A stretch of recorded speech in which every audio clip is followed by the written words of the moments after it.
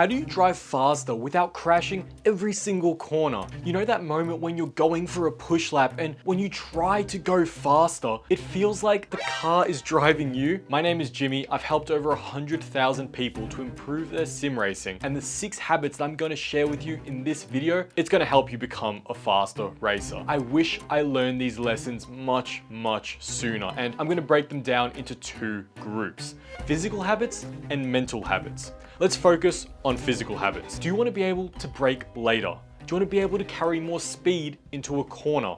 Do you want to also feel more in control? If you do, the secret is to stop treating your brake pedal like an on-off switch. And this is easily one of the most spoken about, yet most misunderstood habits in racing. That's why every time I post a reel on Instagram about brake technique, the damn thing goes viral every single time, because people are always shocked at how this simple change can create transformations. Your brake has 1,000 different positions it can be as you press and release it, yet so many people treat it as if it only had 2: flat to the floor or not engaged at all. Watch what happens if I drive while treating the brake pedal as an on-off switch. You can visually see how off balance, slow, and jerky the car is. Only when you compare that example with gradually releasing brake pressure as I turn into the corner can you see how much smoother and faster the car can corner.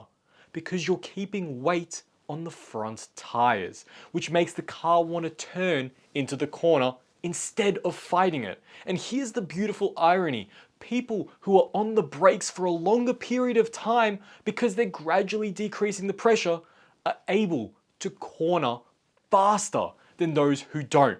So braking more actually makes you quicker, not slower.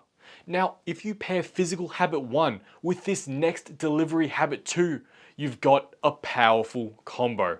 Two-way communication with your car. When most people drive, they aren't changing their inputs based on what the car is telling them. They just have one default way of driving, and no matter the situation, car or track, they'll give the same inputs.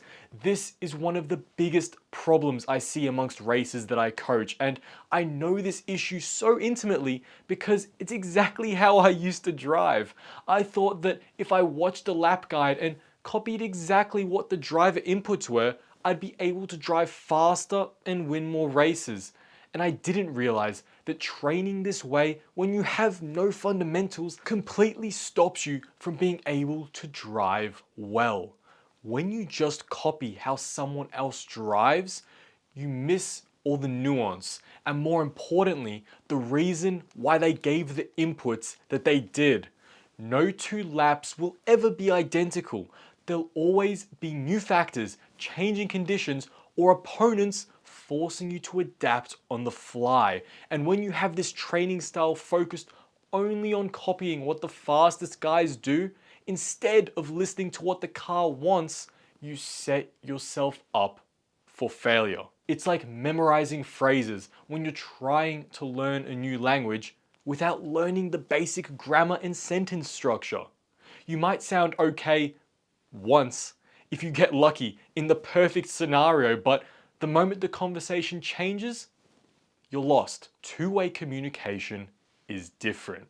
It's when you feel the tires slipping, you sense the lack of grip, and you ease off or change your line. You're not just talking to the car, you're listening.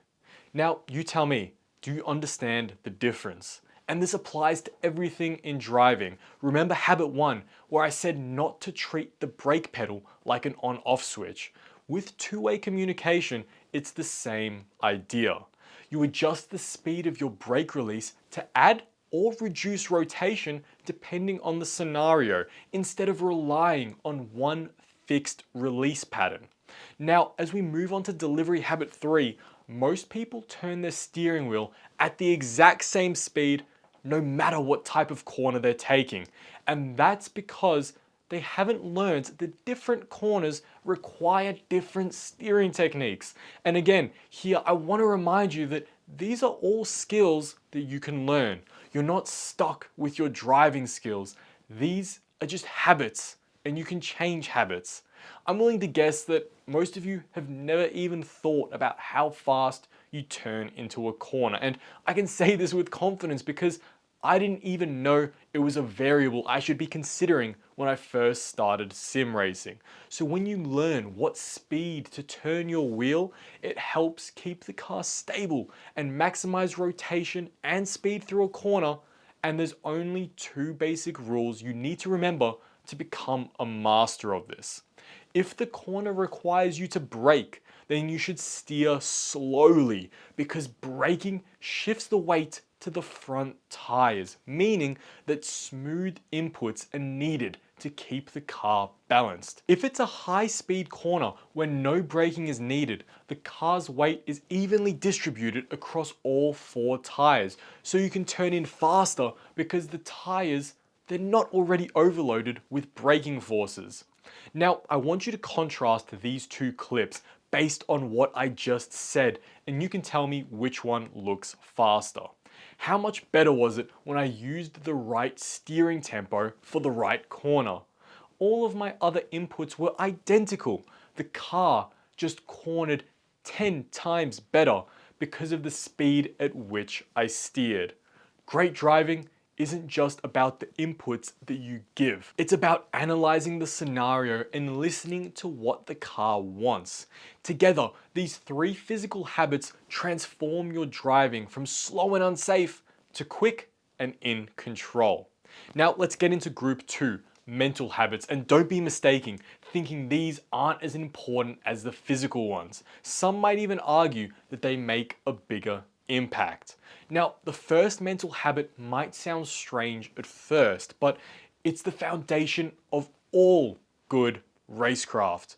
Don't try to win every race. Most people jump into a lobby and the second the lights go out, they're dive bombing into turn 1 like they're Max Verstappen fighting for a championship. And what happens? Half the grid wipes out before they even complete the first lap.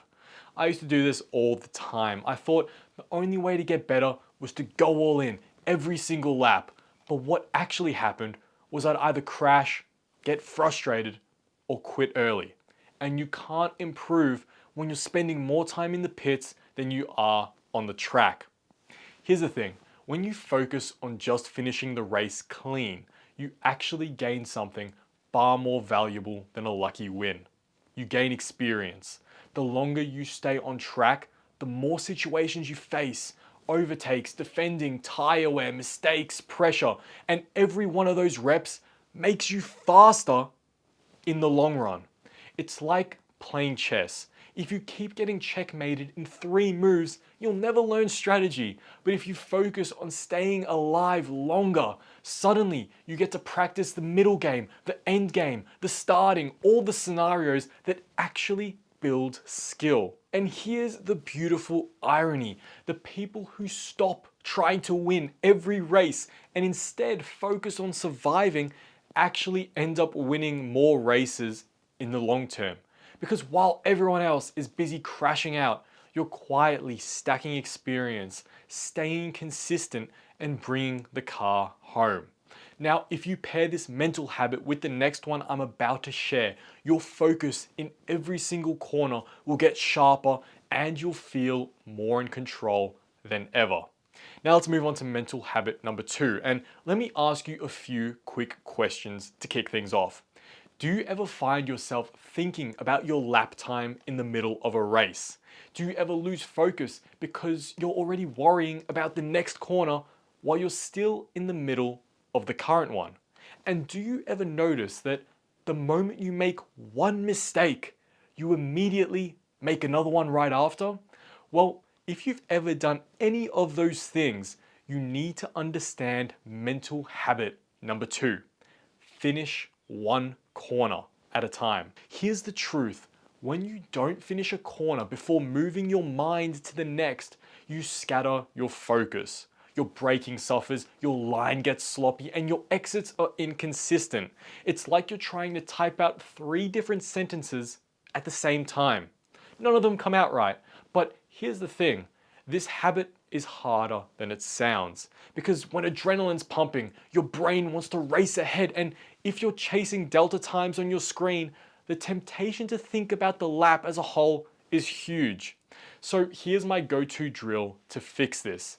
Pick one lap and consciously force yourself to say out loud what phase you're in as you're driving it. Brake, rotate, exit, one corner at a time, and don't let yourself move on until you've hit the exit curb. This trains your brain to close one loop before it opens the next. Now, if you think you're gonna sound stupid saying this out loud, you're probably right, but don't worry. I used to feel ridiculous doing it too, but the first time I tried it, I realized how often I was already thinking about the next corner before finishing the one that I was in. And once I stopped, my consistency jumped overnight. And most drivers never think to frame corners this way because from a speed perspective, it's so counterintuitive. The drivers who slow their brains down and focus on one corner at a time actually go faster over the whole lap because consistency stacks. One clean corner leads to the next, and before you know it, your laps are flowing instead of falling apart. Let's move to mental habit number 3. Now, this one might sound a little bit strange, but it's one of the most powerful ways to improve your racing without even driving faster. We spend massive chunks of our races not leading, but battling, making mistakes, or recovering from them. And in those moments, what you do mentally can either protect your performance or destroy it. Because here's what happens to most people. They go wide, miss an apex or spin out, and straight away they tilt. Their inputs get messy, they overdrive the next corner, and before they know it, one mistake snowballs into 5 and the whole race is gone. Whereas if you train a new habit, instead of regretting the mistake, you quickly review it and reset. The difference is night and day. One bad corner doesn't become a bad race. You turn every error into data. Think about it. You'll make hundreds of mistakes in your sim racing journey. That's guaranteed. If every one of them is wasted, you stall your growth. But if every one of them is reviewed, that's hundreds of free lessons stacking up over time. In fact, I'd go a step further. Don't just accept mistakes. You should be chasing them. Set an expectation. I'm gonna make 10 mistakes this race, and every single one is a chance to test my reset, sharpen my awareness, and collect feedback. When mistakes stop being disasters and start being targets, suddenly you're not afraid of them. You welcome them. When you review instead of regret, 1, your emotions settle faster. 2, you stop driving tilted. 3, you build composure under pressure. 4, you actually become faster because the mistakes are valuable feedback. And 5, you carry confidence into the race instead of fear. It's like a musician hitting the wrong note. If they stop and slam the piano lid, the whole performance collapses, but if they keep playing, adjust and reflect later, the audience barely even notices. And racing works the exact same way. And I bet this is something you've never really thought about. You probably figured a mistake is a mistake, nothing you can do about it, but the truth is, how you respond to it is the real skill. So here's a quick mental habit check. The last time you spun or made a mistake, did you regret it and ruin the next few corners, or did you review it and reset? That one difference will decide how fast you improve. So those are the 6 habits that completely changed how I drive. 3 physical, 3 mental. Physically, stop treating the brake like an on-off switch. Learn to communicate with your car and match your steering speed to the type of corner. And mentally, survive before you finish. Finish one corner at a time and review instead of regret, even chasing mistakes as opportunities. When you combine them, something powerful happens. Your driving stops being chaotic and reactive and starts becoming controlled, confident, and fast. You're not just pushing buttons on a simulator anymore. You're building real racecraft that will make you better race after race. And if you've ever doubted yourself, thinking you'll never reach the pace of the fastest guys, remember this. They're not fast because they never make mistakes. They're fast because they've made more mistakes than anyone else and learned from every single one of them. So go practice, not to impress a leaderboard, not to beat your friends, but to grow into the kind of driver who listens to the car, stays calm under pressure, and knows that every mistake is just another step forward.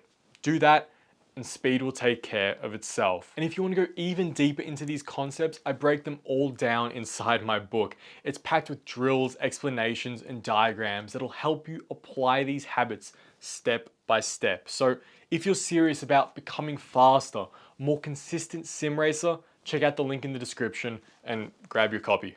I'll see you in the next one.